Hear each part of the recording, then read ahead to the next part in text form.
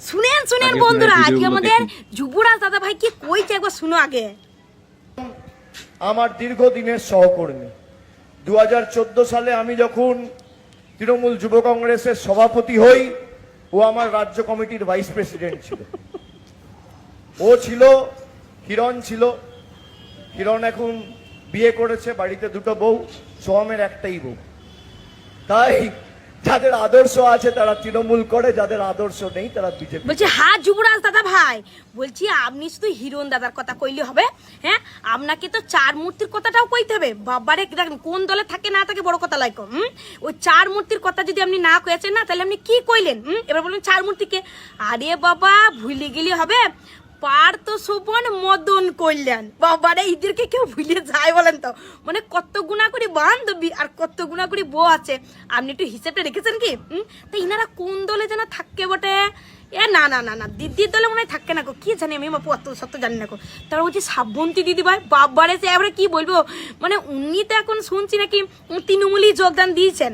তা বলছি উনার যেন ক নম্বরে আসছে যেন, হ্যাঁ মানে উনি তো এবারে বাবা, উনার বিষয়ে আবার বেশি বলা যাবে না গো, জানেন তো কি হবে। তা যাই হোক, তারপরে হচ্ছে কাঞ্চন, উড়িয়ে বাবারে কাঞ্চনজঙ্ঘা, মানে কি বলবো, সবেতে সিরা, এই নামটা না সবেতে সিরা, মানে পিকাটির মতো চেহারা নিয়ে যা কাঁপান কাঁপিয়ে দিয়েছে। তারপরে 3 নম্বর টপ গিয়ে দিয়েছে, 4 নম্বরটা হইল বলিয়ে, মানে হবে তো নিশ্চয়। তারপরে আরেকটা কথা বলি দাদা ভাই, যে আপনি কিছু করেন নাই তো, যাক বাবা যাক, আপনি কিছু করেনও নাই, এই লিগিনি আমাদের মাথাটা এখনো বেঁচে আছে। যাই বলেন না তাই বলেন, আমাদের মান সম্মান এখনো ইজ্জত বেঁচে আছে, যাকে বলে আমাদের যুবরাজ দাদা ভাই এবারে খাট্টি কিন্তু। ভিডিওটা আমরা একটু পজ করি। ভিডিওটা অনেক ভিউজ চলে এসেছে, আপনার অনেক লাইক ও অনেক কমেন্ট চলেছে, কমেন্টগুলো একটু পড়ে নি। একজন লিখেছে, একেবারে ন্যায্য কথা কইছো, কাঞ্চনের তো 3টে, আর শ্রাবন্তীর তো 4টে, এবার 5 হবে। একেবারে হক কথা কয়েছেন দিদিভাই। রচনা দিদিমণিকে কি ভুলে গেলে বোন? মোটে 2টো, কি জানি বাবা আর ও কটা করবে। আচ্ছা, কাঞ্চন মল্লিকও আছে, সে যেন কটা বিয়ে করেছেন। কাঞ্চনকে বাদ দিলে কেন বৌদি?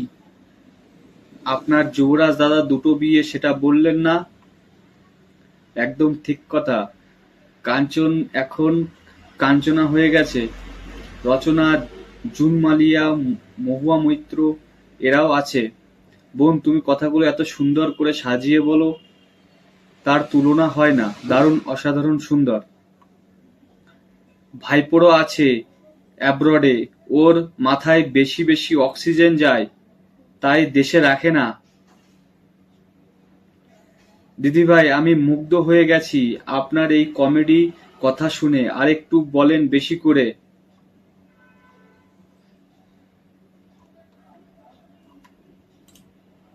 তো আপনারা দেখতে পাচ্ছেন এরকম বহু বহু বহু বহু কমেন্ট হয়ে আছে। ঠিক আছে, আমরা অন্য একটা ভিডিও দেখে নিই। ও শুনেন শুনেন, একটা ভিডিও দেখায়, দাঁড়ান।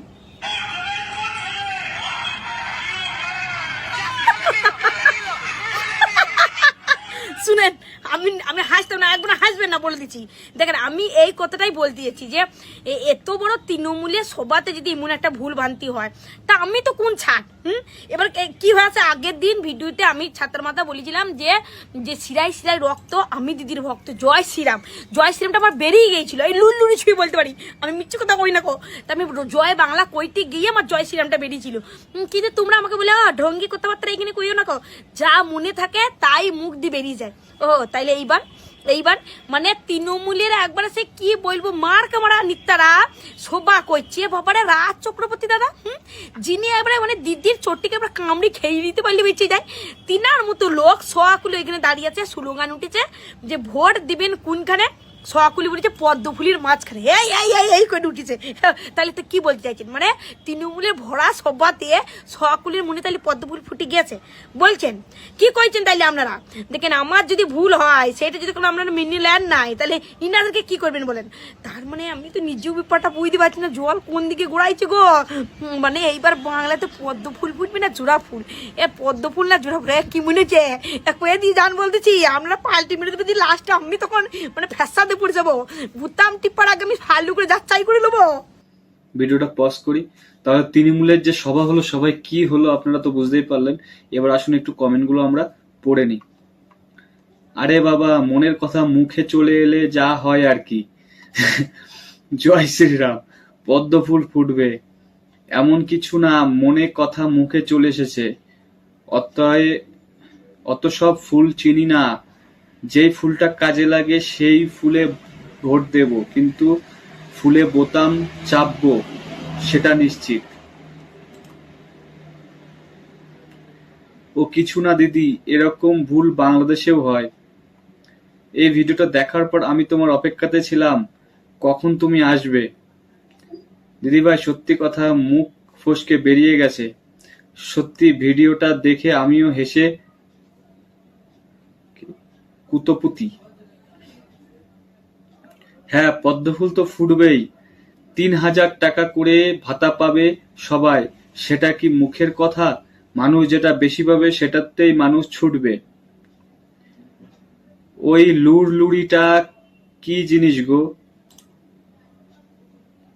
অঙ্কিতা বোন, তুমি আর একটা ভিডিও করে বলে দিও যে ঘাস ফুল, জোড়া ফুল লোকে মারিয়ে দিয়ে চলে যায়, আর ১০৮ পদ্ম ফুল না হলে মা দুর্গার পূজা সমাপ্তি হয় না।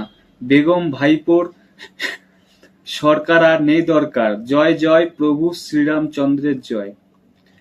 জোড়া ফুল ফুটেই আছে, জোড়া ফুল তো ফুটেই আছে, এবার পদ্ম ফুল ফোটানো যাক। পদ্ম ফুল ফুটবে। জয় শ্রীরাম, জয় শ্রীরাম, জয় শ্রীরাম। দেখেছেন মানুষ কি পরিমাণে এবার আপনার চাইছে পাল্টানোর দরকার। তো এটা আমরা সোশ্যাল মিডিয়াতে প্রকাশ পেয়ে যাচ্ছি। তো আপনারা কি আমার সাথে একমত? অবশ্যই কমেন্ট বক্সে কমেন্টে জানাবেন। তো এমন ভিডিও পেতে চ্যানেলটিকে অবশ্যই সাবস্ক্রাইব করুন, পাশে থাকা বেল নোটিফিকেশনটা অলে রেখে দিন। আমি এমনই ভিডিও নিয়ে আবার চলে আসব। ততক্ষণ আপনারা সুস্থ থাকুন, সাবধানে থাকুন।